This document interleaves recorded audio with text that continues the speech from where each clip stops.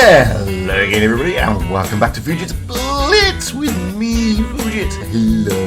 Recently I was lucky enough to platoon with one of the best players on the EU server, LastAFK from the clan APA. Now those of you who are familiar with the Pro Tours will recognise the name and will know that LastAFK is one of the best light and medium players in the game. Plus he has his own YouTube channel, go check it out. So it was a chance that I jumped at when he set himself a challenge. The challenge was to show that he could take an average player, that would be me by the way, and within a very short space of time improve their gameplay significantly. He also set himself a challenge to get me to a 100% win rate for the session, which alas we didn't hit, but we did hit 90%, which considering that it was a Saturday and we played over 2 hours of gaming is pretty impressive to say the least. And no, he didn't really carry my sorry behind in every game, although he kind of did with the advice and the calling. The experience from that short session taught me a fair few things that I feel need to be shared with you, the community. Because whilst you may not be able to roll out with the likes of LastAFK, you can certainly benefit from his wise wisdom, experience and knowledge that, when properly applied, can improve your gameplay and also get you to win more games, hopefully. In this video we're going to be looking at two replays, one in a medium, a T62, and the other in a T100 light tank. They are both on the same map, Naval Frontier, and they're both on the same spawn, which is helpful.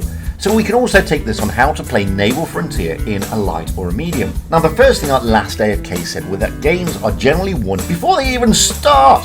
What on earth does that mean, I hear you ask? Well, it means this: read the lineups. Reading and understanding the lineups is vitally important for various reasons. Firstly, the enemy lineup gives you a basic understanding as to where they're most likely to go, depending on the tank makeup of that team.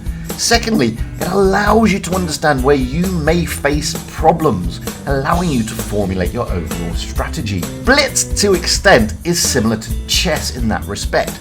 You need to try and outthink your enemy and to plan a few moves ahead.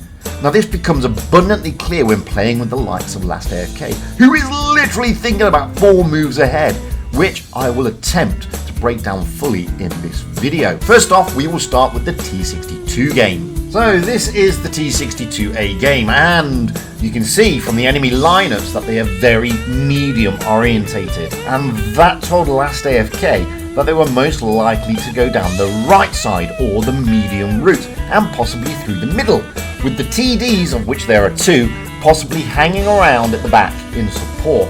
We therefore went down the left side or the heavy route in order to avoid a major brawl early in the game and to try and catch those TDs off guard, and also possibly that lone heavy.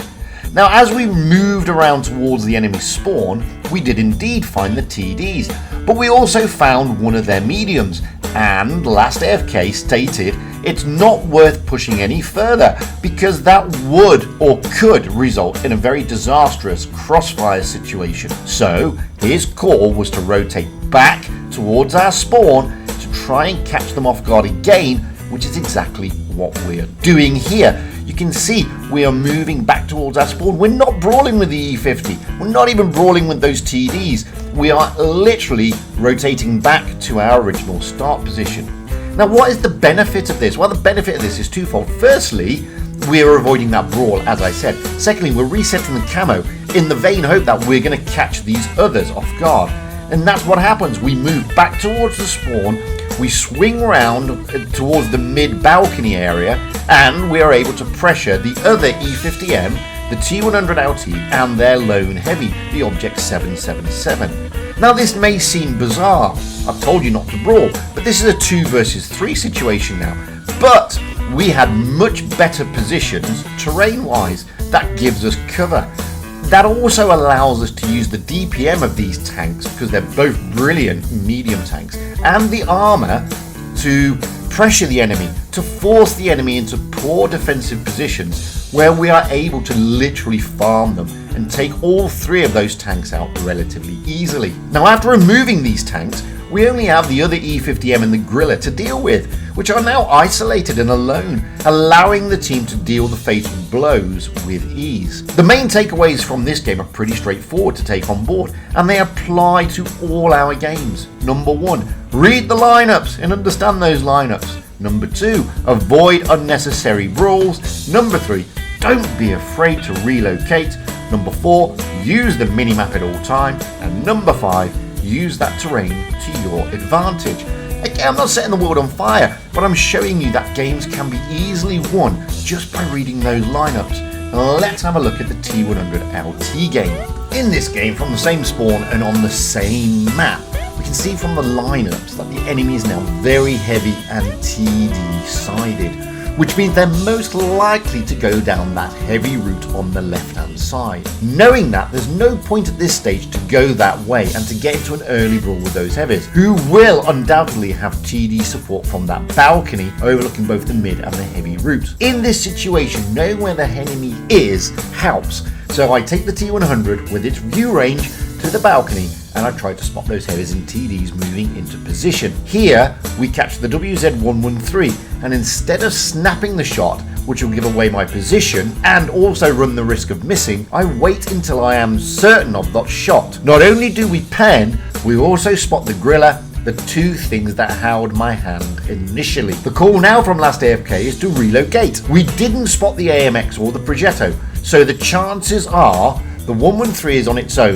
with support from the grill and possibly the Jaegeroo, meaning we should be in a good position to engage those tanks without too many problems. Now obviously being in a toon helps loads, because LastAFK be able to move up to where the A cap is and therefore engage the 113, safe from the TDs, whilst I can go further left and use the low profile of the T100 to support. This allows us to eliminate the griller, put pressure on the Jaegeroo and also take out the 113, just like that. Within the first minute, we've effectively removed 3 important tanks from the game with a simple but very effective move. Now, like the last game, there is little point in continuing to push round towards the enemy spawn. So, the call comes from LastAFK, rotate back towards our spawn, but instead of going fully back, move towards the A cap, drop down onto the mid B cap area. Now, the reason behind this is because we're looking at the minimap. We can see basically that the Sheridan and the 50B are literally out of the game at the moment. This allows us to focus on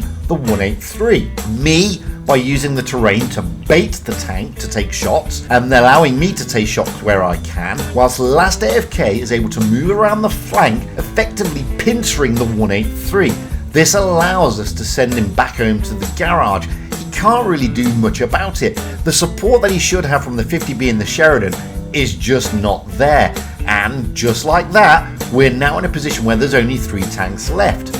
We can continue our pincer move. We're able now to apply pressure from 2 sides onto the AMX, which will give him nowhere to go other than back to the garage. LastAFK pushing through with the Sheridan to take him out. This only leaves their Sheridan and Progetto.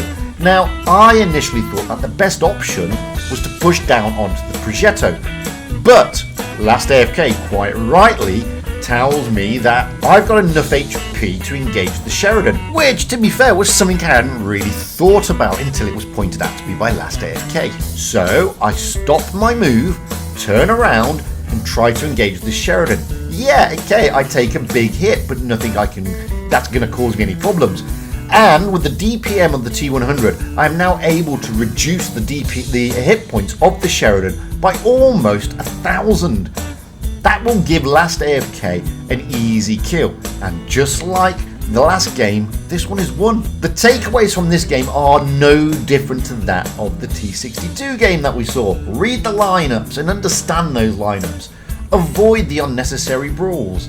Don't be afraid to relocate. Use the minimap at all times, and use the terrain to your advantage. By following these very 5 simple tips, you can, in theory, improve your gameplay and to start winning more games. Now, I think these tips are invaluable, and they're easily applied to every game that we roll out in.